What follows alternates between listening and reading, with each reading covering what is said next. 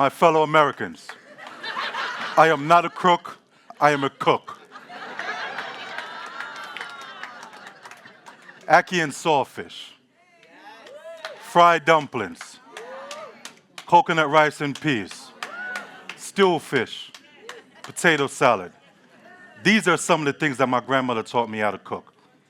My grandmother was my best friend, and for that reason I am passionate about cooking because it connects me to her and my Jamaican heritage. Cooking gave me the freedom to express my creativity, all while building my self-esteem and improving my socialization skill.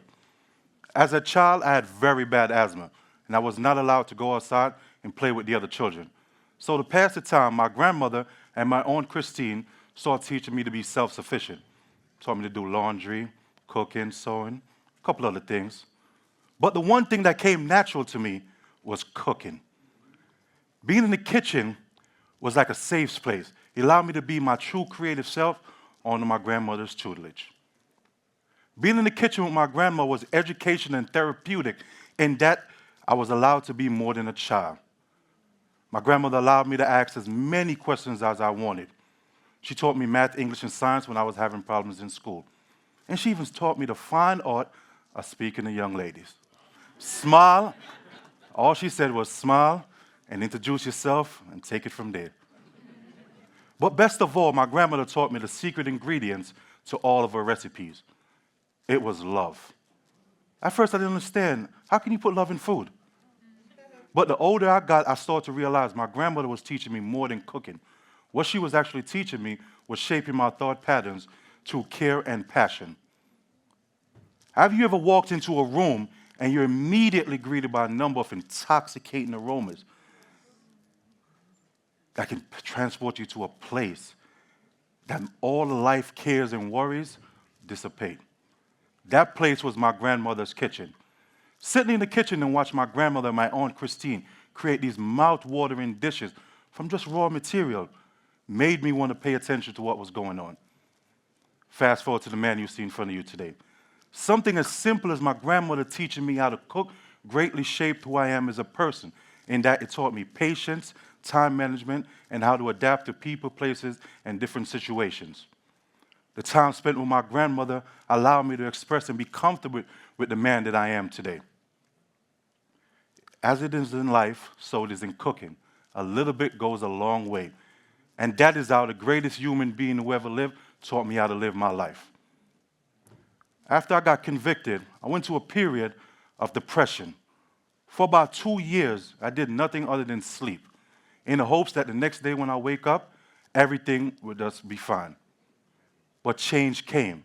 It came in the form of a letter from my mother.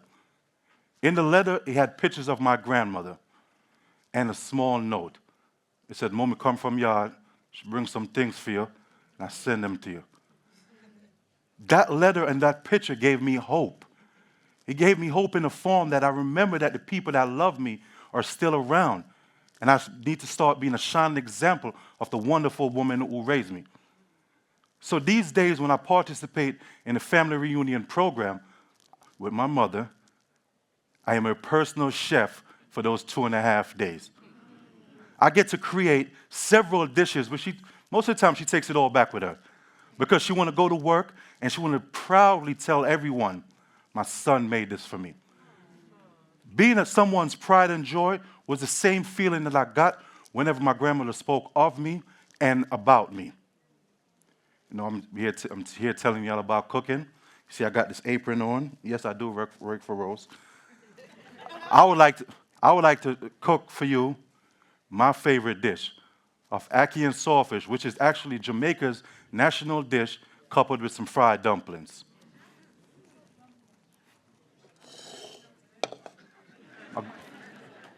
My grandmother said, "Cleanliness is next to godliness," so I wash my hand.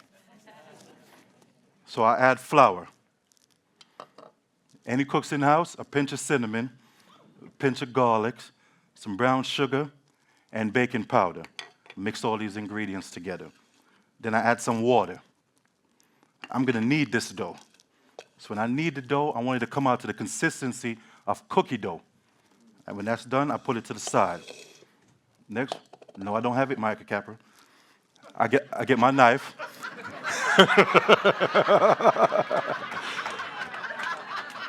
I get my knife, and I julienne onions, peppers, and garlic. Put that to the side. Swordfish. It says it in the name. Salt. That's excess salt, so I have to wash it off.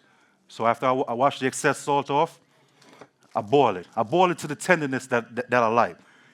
Then I take it out, I remove the bone and the skin and break it apart. Now that all the prep work is there, what I'm going to do is I'm going to turn my stove on. I'm going to add cooking oil. I'm going to break my dough apart and form my dumplings the size that I like them. Add it in there. So you want to get a nice, consistent, dark brown color. Cinnamon will bring that out too. But for about 3 to 5 minutes per side, then I flip them over. I take them out, and I put them on paper towels so the excess oil goes off. In the same oil, let me turn the fire down so it won't burn. In the same oil, I'm going to add the onions and peppers. Oh, why, thank you. So when the onions start to caramelize, I'm going to add my ackee, my saltfish. Turn down a little bit more, don't want to burn you. And I slowly mix the ingredients in together. Had a pinch of black pepper and some cayenne pepper.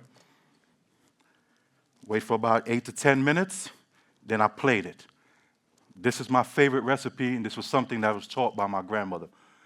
I told you that my grandmother was my best friend. And she passed away August of 2022. And even though it was a sad day, I am a shining example of the woman that raised me.